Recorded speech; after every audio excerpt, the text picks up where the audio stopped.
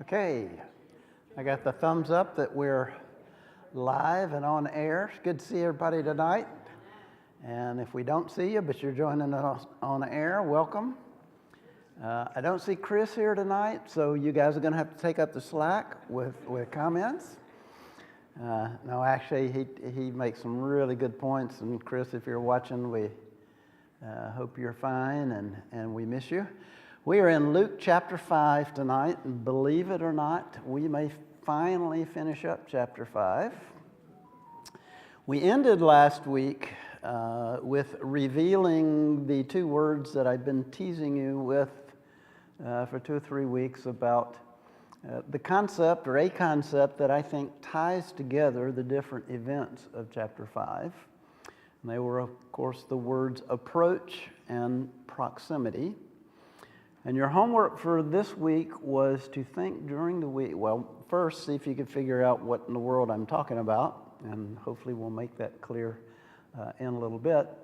But the other part of your homework was to think of some scriptures that, well, there comes Chris right now. Okay, you guys are off the hook. No. Come on in. I asked you to think about some scriptures that somehow were related to the idea of being near, or of approaching or moving away. And anybody come up with some scriptures?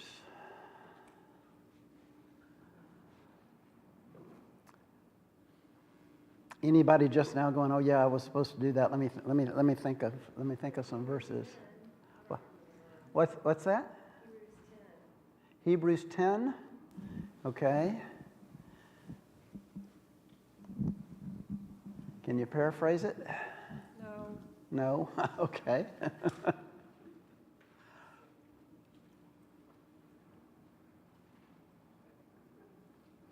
There's a couple of good.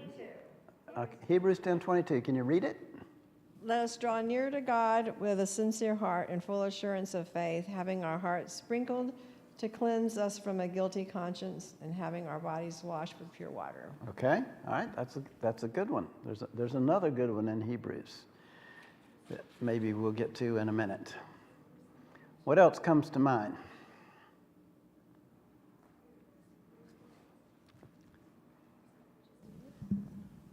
There's one that talks about approaching the throne of grace boldly so that we can receive mercy and get help when we need it. That's it, Hebrews 4. Okay, very good. What does James say to do to the devil? Resist him, and what will he do? He'll flee. And then right in the next breath, or the next verse, he says what? Draw near to God, and he'll draw near to you. Okay. Think about some characters. What did Jonah do when God told him to go to Nineveh? He ran away. Okay. What did Moses do when he saw the burning bush? Well, actually, he did. He said, I'm going to go over here and see what this is. I hadn't seen anything like this. I'm going to go over and I'm going to check it out. Of course, when he got close, God said, take your shoes off. You're on holy ground. All right. Starting to get the idea that this idea of being near or far or shrinking back or going forward, it's all through scriptures. And that's what really, I think, ties together these events. Because tonight we're going to look briefly at each of these incidents again, but we've been focusing on, well, what did Jesus do, or what did the people do, and what did the Pharisees or the disciples, what did they do? Tonight we're going to focus on, well, where did they do it? And where were folks? And there's some interesting things that begin to pop out. Think about the first story. The first story, which is the miraculous calling of the fish, starts with the people, Jesus teaching the people. Who approached who in this particular situation? Well, I'm talking about before Peter, when the crowd is there and Jesus gets in the boat. The crowd has come for the teaching. Who's approached who? The crowd has sought Jesus out, okay? Prior to this, we've read incidents where Jesus goes to the synagogue, but now his teaching and the things that he's done is becoming well known, and people are seeking him out. And so the people approach Jesus, and Jesus gets in a boat to teach them. Did Jesus not want to get close to them? Was that what he was doing? It's like, wait a minute. What do the verses say? He had to get in the boat because they were pressing him so, and I think got in a position where he could speak and the people could hear. Okay? So who approaches who when Jesus and Peter start interacting?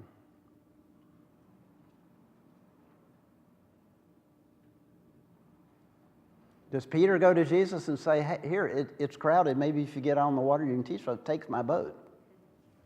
Is that what happened? No. Jesus, they got the boat. Peter is stuck with Jesus for the next several hours, listening to what Jesus has to say. I don't think it was the mama drug me to church sort of syndrome. I think it was, he's listening and hearing this, so that when Jesus approaches Peter lately and said, let's go fishing, he's been listening all day, and it's like, this guy is something, and so, Master, I'm going to do what you say. Chris. Also good to note that he had already healed his mother-in-law at that point. So Peter had some exposure to Jesus. Good. He saw him heal all of the people that came with the demon-possessed and the sick, at his mother-in-law's house, wherever that was. Okay. But again, this is Jesus approaching Peter, not Peter saying, hey, I got an idea, let's go fishing. I got an idea, maybe, you're healing people, maybe you can catch fish. It's Jesus approaching Peter and saying, let's go fishing, put your nets down. Peter going, well, okay, Master, because you said so, I'll do it. And then what happens when they have the catch of fish? What does Peter do? Does he approach Jesus? He goes the other way. Get away from me. I'm a sinful man. And we talked at length about the notion of what happens when we're in the presence of real holiness. And so throughout this story, there's an approaching, and who's talking to who and who's going to who. Yes, Chris. Gary, we talked about it some when you were on vacation. I'm Dave. I'm sorry, Dave. I call you that's Gary behind me. There you go. While you were on vacation, we talked a lot about the fact that Jesus' ministry was full of power. Okay. There wasn't just the teaching that he taught, which was amazing, but Peter was converted by his mother-in-law being healed, by all those other people being healed, by this giant catch of fish, and the teaching. Okay. And he didn't jump out and say, please depart from me, I'm a sinful man, because of the teaching. He saw the miracle. He saw the power that Jesus wielded. And there's so many of those examples throughout this whole section of the Scripture and the Gospels where Jesus just walked in there with power, and nobody had ever seen anything like that before. Okay. I think also, Chris, he saw himself. Yes. He saw himself in the light of the power and the miracles and the teachings that he saw. But to sort of tie it into where we're going tonight, Jesus called Peter. Okay, Jesus approached Peter and drew him in, just as he did his other disciples, the apostles, which we'll read about in chapter 6. It wasn't, these guys said, hey, we got this idea that you could use us, okay? We've got this plan for doing stuff. You need us. It was Jesus approaching them, Jesus calling them. And in a very real sense for us, Jesus calls us. You know, it may not be a voice. It may, you know, it's not this we're physically in his presence. But as we learn about him and we see others, the lives that they live, we're drawn to it. Okay? And God uses us and situations to draw him close to us and have us want to seek him out. Second story is a little bit easier. The healing of the man with leprosy. Who approaches who in the story of the man with leprosy? Okay, the guy with leprosy from a long way off, okay, maybe as much as 150, 200 feet away. He approaches Jesus. He's got some hope based on maybe what he's seen, maybe just what he's heard, because he can't get close. Okay? But he approaches Jesus, and what does Jesus do before he heals him? Touches him, approaches. The guy approaches Jesus, and Jesus does not go, woo, woo, woo, you're supposed to keep some distance from me. As he touches him, okay? In violation of the law, okay? And certainly of custom and of what anybody looking on, you know, there probably was a little gasp that was there. But he approaches Jesus, and Jesus is willing to let him and responds and reciprocates and touches.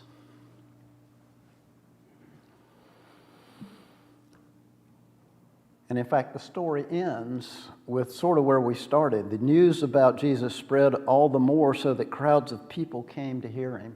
You know, the things that Jesus was doing and saying were causing people to approach him, to seek him out. Okay, that brings us to the story of the paralytic let down through the roof. This one's got several layers to it. Let's first talk about who are the characters in this story. There's Jesus. Who else is in this story? Friends of the paralytic. There's the friends of the paralytic. There's the paralytic. Who else? Pharisees. Okay, the scribes and Pharisees who have banded together ostensibly to come and check this Jesus out and see if he's kosher. Okay. Who else is? There are two more sort of groups of characters in this. What's that? There's the crowds. There's the other folks that are there.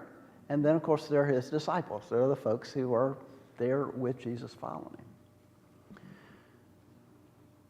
So between the scribes and the Pharisees and Jesus, who approached who?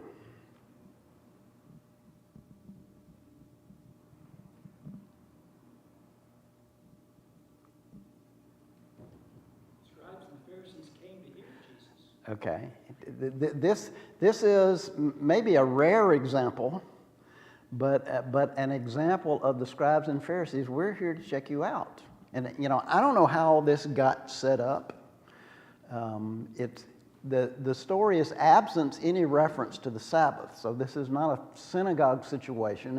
It's in a house. Who knows how that it was arranged, but I think in this case you could say it certainly wasn't Jesus going, hey, you guys get over here, I need to tell you some stuff. Okay? It wasn't Jesus saying, I'm glad you're here, I've been waiting for you, okay, because you guys are so spiritual and, you know, I need to bring you into the fold. But they're there to check him out. Okay? The crowds have sought him out. And you could say that in terms of proximity, perhaps the scribes and the Pharisees are as close to Jesus and maybe to those other people as they ever allowed themselves to get to anybody. Because if you remember, the word Pharisee means the separate ones. Okay, so what about the paralytic and the friends of the paralytic? Who approaches who? It's easy. It's not a trick question. This one's real easy. They approach Jesus, and they're so intent on getting close, getting proximate to Jesus that they dig a hole in the ceiling, take the ceiling apart so they can let him down. And Jesus doesn't go, what are you guys doing? Who's going to pay for this? You know, who's going to fix this? Jesus allows them. Okay. When Jesus heals this guy, forgives his sins and heals this guy, what happens in terms of proximity between the Pharisees and Jesus?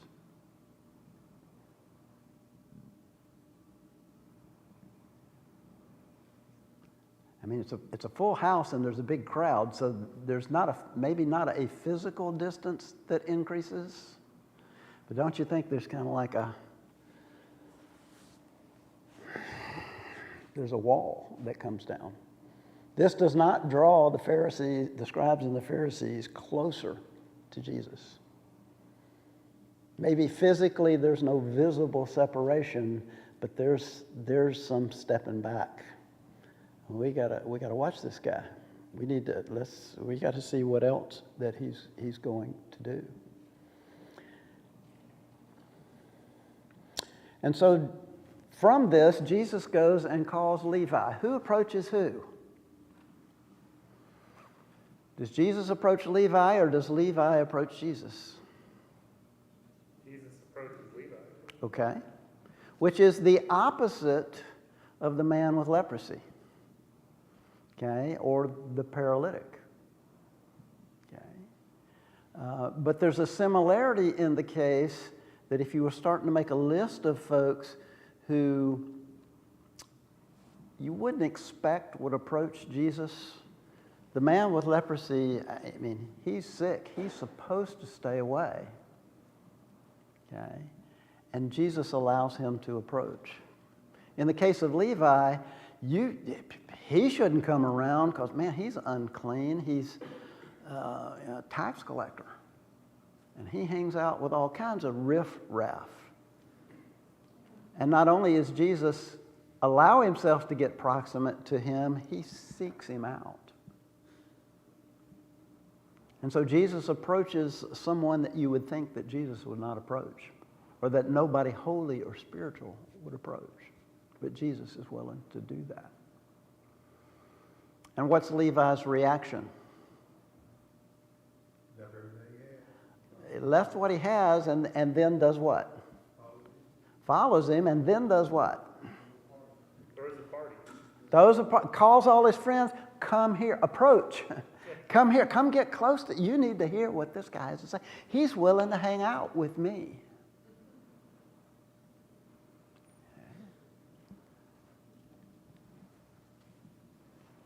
Pharisees and the teachers of the law, or the scribes, the teachers of the law, are also part of this story. Where are they? What is their proximity to this?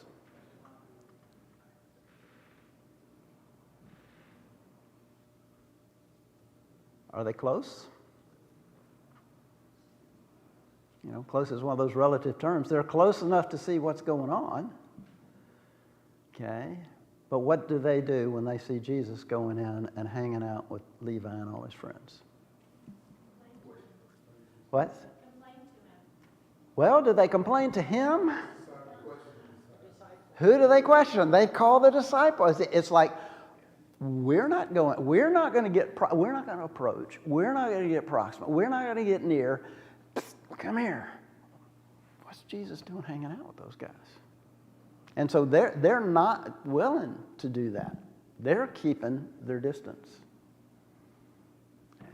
Mark. It's interesting that he doesn't. They ask the disciples, why is he doing this? And then Jesus is the one who answers. Okay. They didn't ask him directly, and yet he knew the question and he answered it. Okay. And we speculated about this a little bit last week, that, not sure exactly how this went out, whether Jesus was passing messages back and forth through the disciples. I think when you read the other accounts of this episode, it has me sort of leaning that way. They're not willing to get close. And so they call the disciples over and they give them a message and they go and they talk to Jesus and Jesus says, what? Blah, blah, blah, blah. And they go back and they tell these guys. But in all of it, there is this wall this separation that has begun, and we're going to see increase throughout the book of Luke between Jesus and the religious establishment. Ronnie? I don't think the disciples went and told Jesus that. I think the scripture said that Jesus knew what they were thinking. Well, that's the earlier story with the paralytic.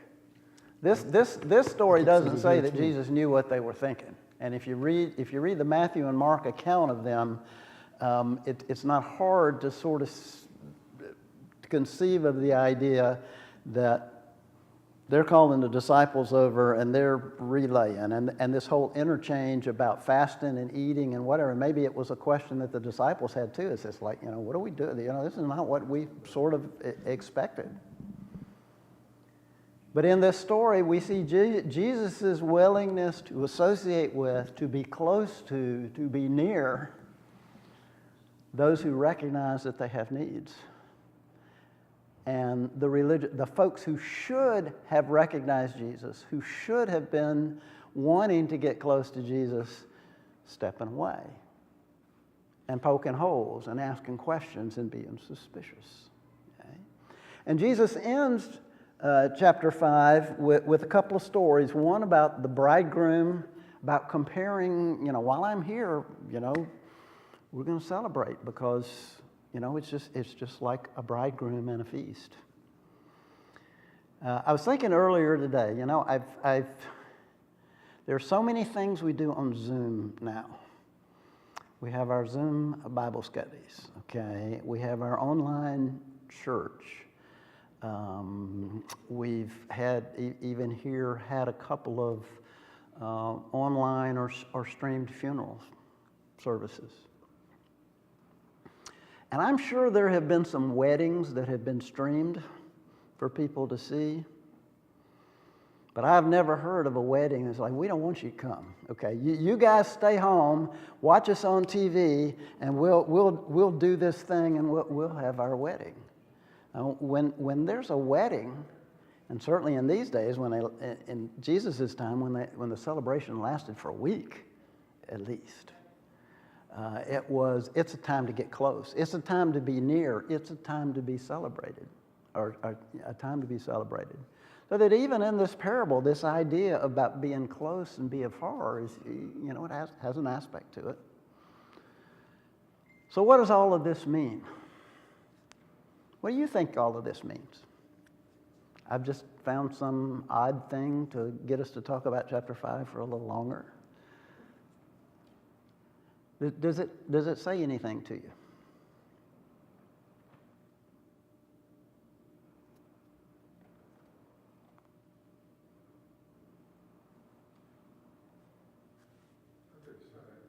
I think that it just shows that Jesus sees things totally different from the way that we do. Okay.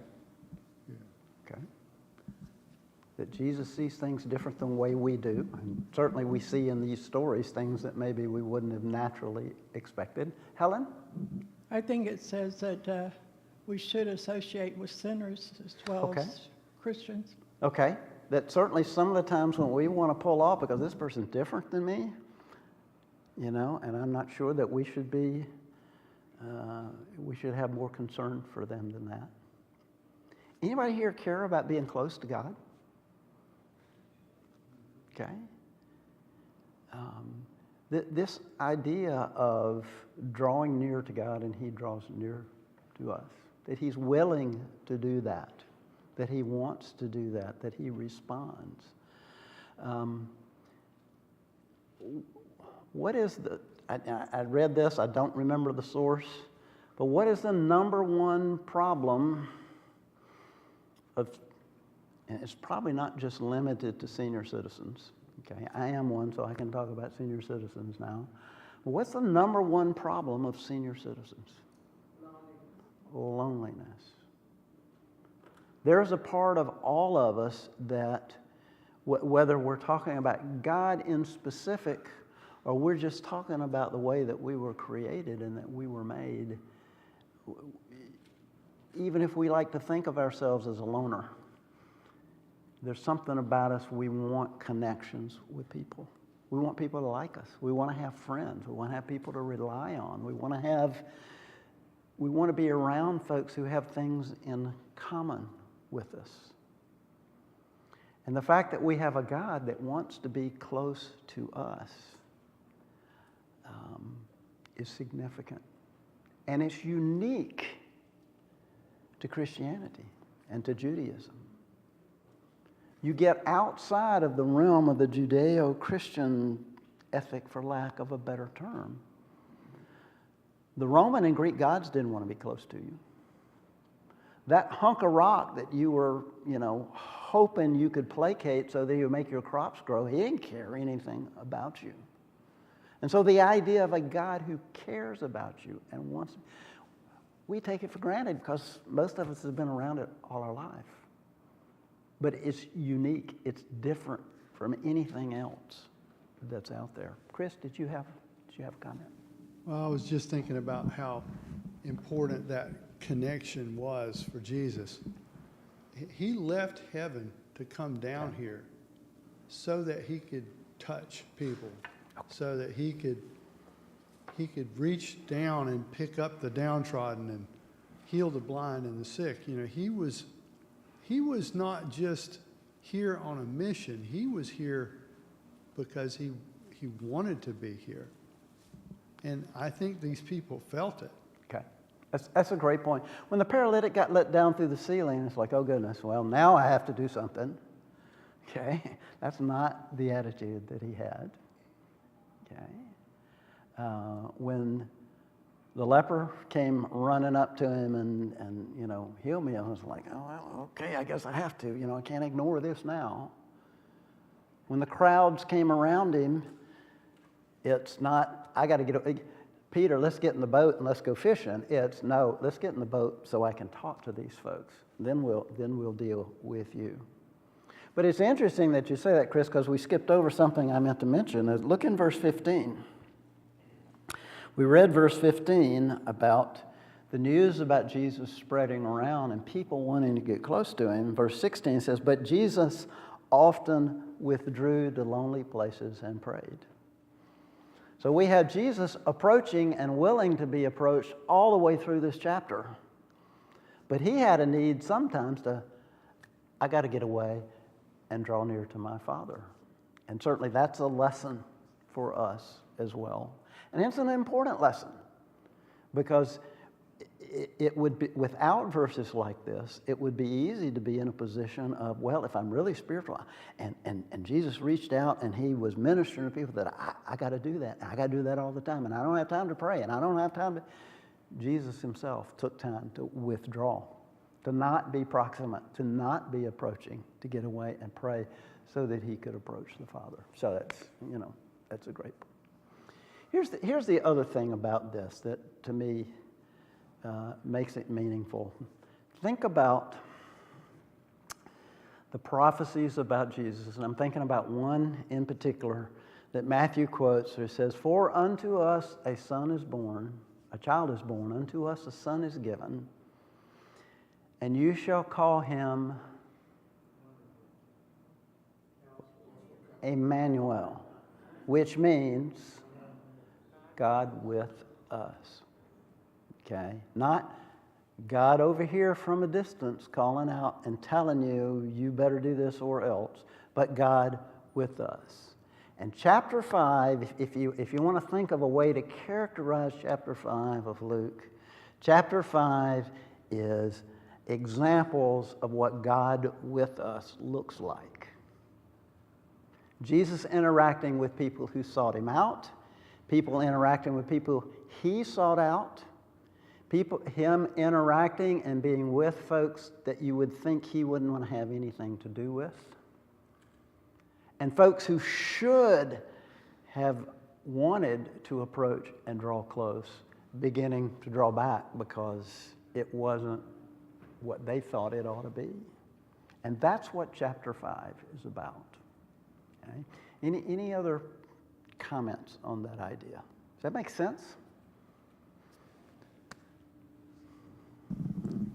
I think it's important that that it was important to Jesus that he communicate with us, that he communicate with the people as as much as possible, even to the point of telling stories in parables, and even answering the leaders of the day when he would read their minds and say, "Hey, why are you thinking this about me?" He would explain himself. He took his time clearly to communicate with us so that he could get his message across even better. And we're forever grateful that he did that. Okay. And of course, Luke, in writing to the Gentile Theophilus, maybe a Roman official, is painting a picture of a Jesus who was compassionate. Not a picture of some revolutionary that wanted to violently overthrow the Roman government. Okay? But of someone who came and cared about people and drew people to himself because of the things that he taught and the things that he did. Yeah, Chris? You know, you said that about not wanting to overthrow the Roman government, but he was so not political that it's interesting when you look at his mission, how very little political statements he made, how hardly any kind of, there were no revolutionary ideas coming from him as far as politics or the oppressor of the day. He just didn't get into that because it was so unimportant to him compared to the mission of souls that he came to rescue. And yet sometimes we make that our mission. You know, we get wound up in politics and who's winning and who's whatever's going on, and we can sometimes derail the church and derail our lives trying to chase politics and argue, you know, some of the civil issues of the day when we need to focus on how many can we save from this dark world, and who can we love on the way Jesus did. And of course, Jesus was the one who, with the coin, said, "Render to Caesar what's Caesar, to what God's God," okay? Which confounded those who were trying to trap him, because in one sense he was not being political, but on both ways. He wasn't telling them, you know, you need to find a way to resist that. He didn't tell Zacchaeus to stop collecting taxes. We made that point the other week. Yeah, I got him back here. Jesus' concern is not with our imperfect human governments run by imperfect people. His concern is with the eternal kingdom of God that has no imperfections and is to his standard. And there is not a human government that can withstand him, that's going to thwart his will. All right. Any other thoughts about chapter 5? We got just a few minutes left, so we'll start on chapter 6, and I'll give you a homework assignment here in a minute. All right, let's read the first few verses. Yeah, Ronnie. I used to wonder, why would Jesus tell people that he healed not to tell anyone what he had done? We talked a little bit about that. It has I think, my opinion is, it has a lot to do with timing. And maybe ties into this notion that he wasn't there to create a political furor and a physical war kind of revolution. It's like, it's not time. There's a time going to come for me to do what I came to do. And we're not going to accelerate it. You know, we're not going to make this about me becoming an earthly king. So just, you know, it's not time yet. Don't tell folks. And of course, it didn't stop the folks, because he had done something so wonderful for them that they ran and they told anyway. But as a short answer, I think that's why. Yeah, I thought it was because he wanted people to believe his word and not the word of anybody else's. Yeah. So that was just. Well, in the context of the times, because of, for a number of reasons, including the fact that John the Baptist had showed up, there was this anticipation and hope that the Messiah was imminent. And enough so that there were lots of false, folks who tried to abuse the system and say, well, no, I'm the one, come follow me, we'll go. There were a number of those. And so there was this air of expectation and hope that the Messiah was finally coming, but it was coupled with this idea that he was going to show up and we were going to show those Romans who's who. And that wasn't what he was about at all. It's just, don't tell folks. We're not going to get folks worked up and jumping the gun and doing things that aren't in the time of what I came to do. And so just don't tell anybody. You don't need to tell anybody. And of course they did, because they were so overjoyed with what he had done. That help? Yeah. Okay. All right, let's look at the first few verses of chapter 6. One Sabbath, Jesus was going through the grain fields, and his disciples began to pick some heads of grain, rub them in their hands, and eat the kernels. Some of the Pharisees asked, "Why are you doing what's unlawful on the Sabbath?" And Jesus answered them, "Have you never read what David did when he and his companions were hungry?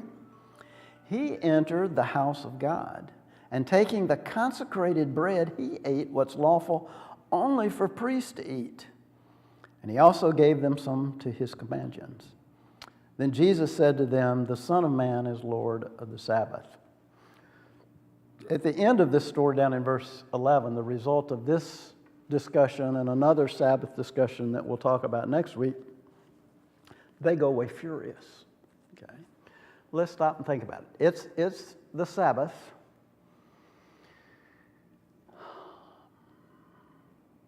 What are the disciples doing?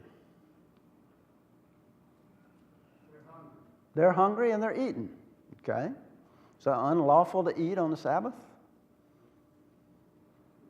No. Were they stealing grain? No. The law said, if somebody's passing through your field and, they're hungry and they need it, they can, you need to have some stuff set aside so they can get to it. So what was the problem?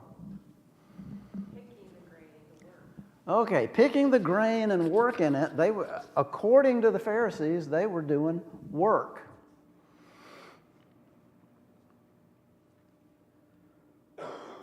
Okay. How much work is it to pick your fork up off your plate and stick it in your mouth? Okay. It's about the same amount of work. Okay. And there's the conundrum. Because in the effort to take the commands from the law of Moses about keeping the Sabbath holy, the Pharisees and the teachers of the law had come up with all of these conditions. Okay, you want to know what work is, here's what work is. Not because the law said it, but because we have interpreted that this is what work is. Okay, and of course, they did this not only for eating, they did it for all of the aspects of the Sabbath. One of the things that they did, for example, is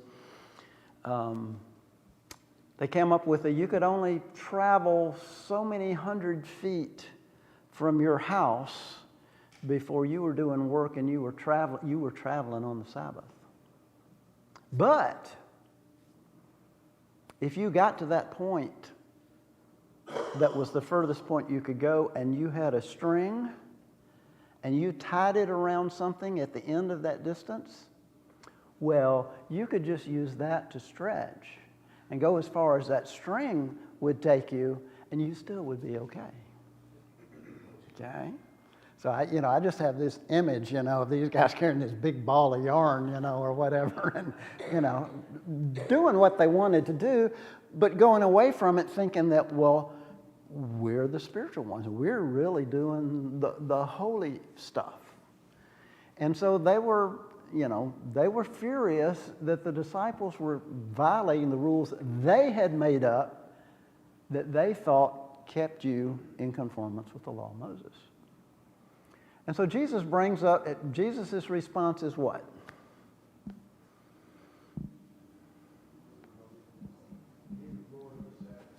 Okay, he eventually gets to the Lord of the Sabbath, but he doesn't just say that.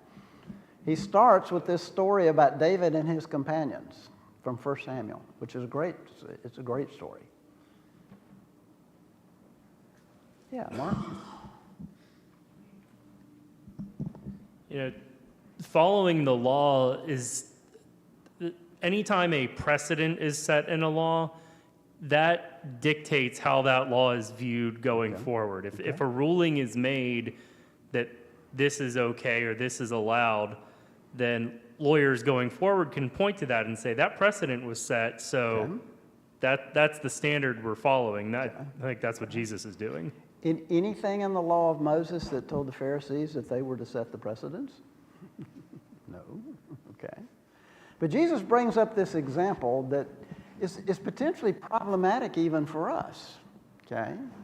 Because in the law, there was the command that every day there were to be 12 loaves of bread that were baked and offered to the Lord, one for each of the tribes.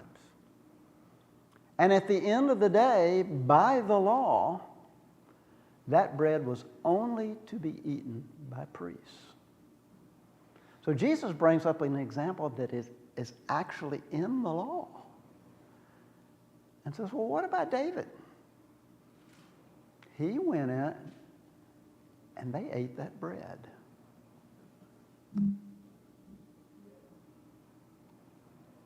Why would that be a hard question for the Pharisees to answer?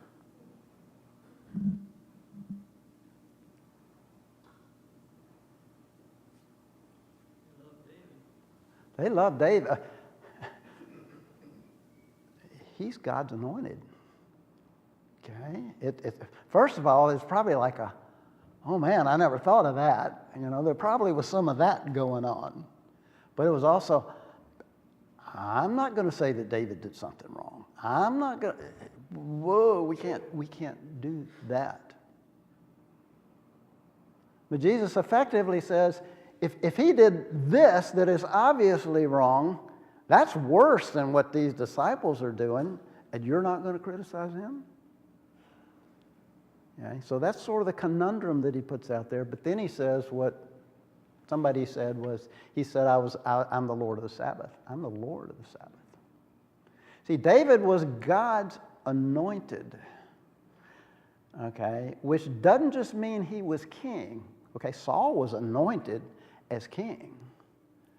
But David was anointed as the lineage of the Messiah that was to come. And if David, as God's anointed, had the authority to set the law aside for the better situation and the better use of that bread, what in the world could not only the anointed one, but the Messiah do? What authority did he have relative to the law? And so in a way that maybe goes past us, Jesus is making yet another claim to be the Messiah. I'm Lord of the Sabbath. You're going to tell me what I and my followers can do and can't do on the Sabbath? You can't even tell David, the anointed one, somebody greater than the anointed one is here. So what you got to say about that? So we begin to understand why in verse 11 they go away furious, because there is nothing they can say. Ronnie. I think Jesus is trying to prove that he's more concerned about people's needs than rules. Yeah, okay. Which brings us maybe to where we're going to end up, for something for you to go away and think about.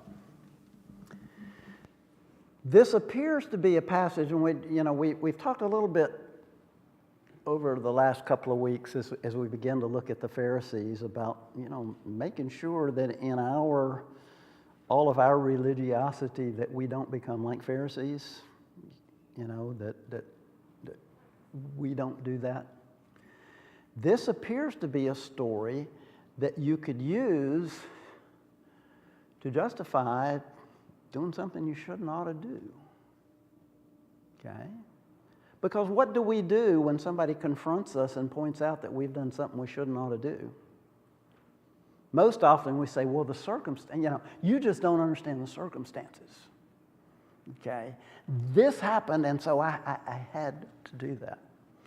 And so part one of your homework for next week, and where we'll start, is why is this story not a get-out-of-jail-free card for rationalizing away stuff circumstances are tough and you got to do something and you got to break the rules. Why isn't this story something that you could use for that? And the second part is to look more broadly at the 6th chapter. The 5th chapter and the 6th chapter of Luke are very, very different. And so your homework is, well, what is the difference between these two chapters? Okay? And so the question is, how is chapter 6 different? But the clue to understanding what chapter 6 is to think about, and your hint is, what did Luke not do in chapter 5 that he does in chapter 6? Okay? Give you something to puzzle over, maybe to meditate on. All right, any other questions or comments before we close up? Hope you enjoy it. I hope you see I hope it was interesting. I hope that you see that it's relevant. This idea of drawing near to God, of appreciating and recognizing that He wants to be close to us, is something that is a blessing and something that is unique to us as followers of Jesus. Let's pray.